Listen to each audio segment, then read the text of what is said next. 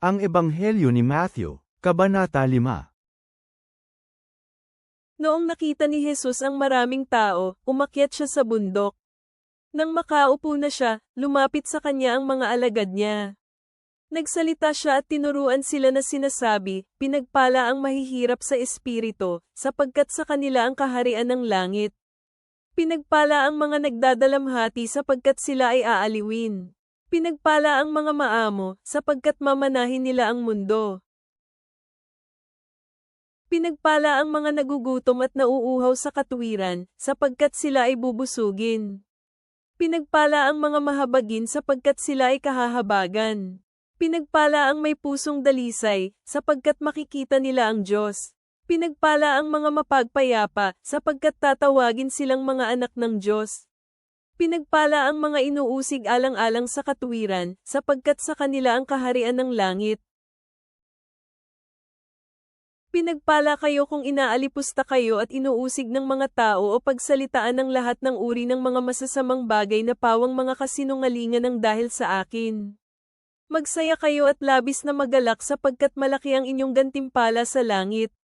Sapagkat sa ganitong paraan inusig ng mga tao ang mga propetang nabuhay noon bago pa kayo. Kayo ang asin ng mundo. Ngunit kung nawala ang lasa ng asin, paano muling maibabalik ang alat nito? Wala na itong pakinabang pa kundi itapon at tapak-tapakan ng mga tao. Kayo ang ilaw ng mundo.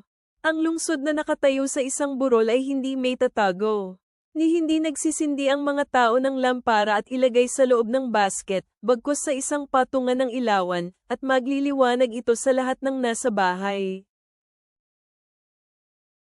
Hayaan ninyong magliwanag ang inyong ilaw sa harapan ng mga tao sa paraang makikita nila ang inyong mga mabubuting gawa at papurihin ang inyong amang nasa langit.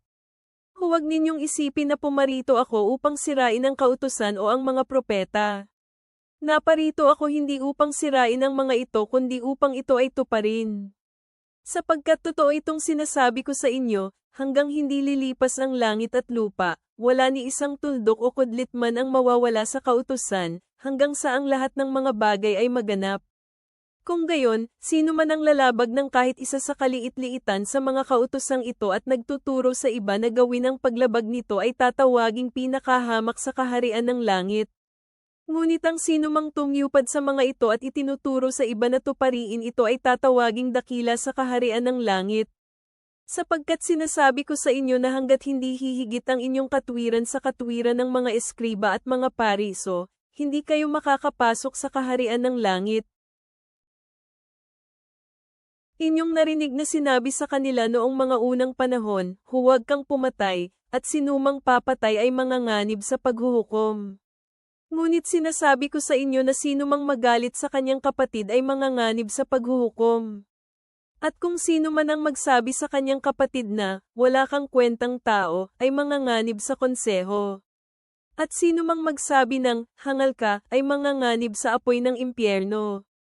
Kaya kung ikaw ay naghahandog ng iyong kaloob sa altar at maalala mo doon ang iyong kapatid na may anumang bagay laban sa iyo, iwan mo doon ang iyong kaloob sa harap ng altar at humayo ka.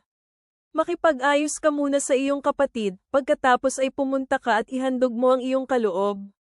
Makipagkasundo ka agad sa nagsakdal sa iyo habang siya ay kasama mo pa sa daan patungo sa hukuman, o ipapasakamay ka ng nagsakdal sa iyo sa hukom at ipapasakamay ka ng hukom sa pinuno at ikaw ay ipapatapon sa bilangguan.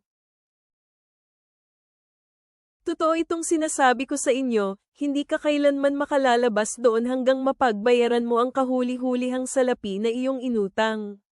Narinig ninyo na sinabi, huwag kang mangangalunya.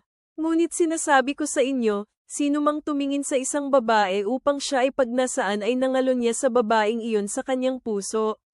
At kung ang iyong kanang mata ang nagiging sanhi ng iyong pagkatisod, dukutin mo ito at itapon sa malayo sapagkat mas mabuti para sa iyo na mapahamak ang isa sa mga bahagi ng iyong katawan kaysa maitapon ang buo mong katawan sa impyerno. At kung ang iyong kanang kamay ang sanhi ng iyong pagkadapa, putulin mo ito at itapon sa malayo. Sapagkat mas mabuti na mapahamak ang isa sa mga bahagi ng iyong katawan kaysa ang buo mong katawan ay mapunta sa impyerno.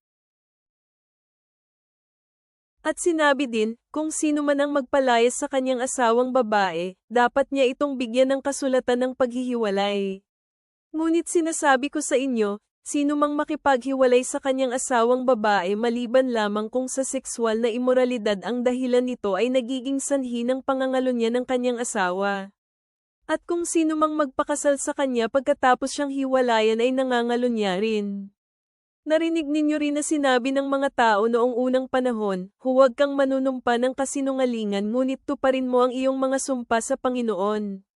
Ngunit sinasabi ko sa inyo, huwag na lamang kayong manumpa, huwag sa langit dahil ito ang trono ng Diyos, huwag sa lupa dahil ito ang tapakan ng kanyang mga paa, huwag din sa Jerusalem dahil ito ang lungsod ng dakilang hari.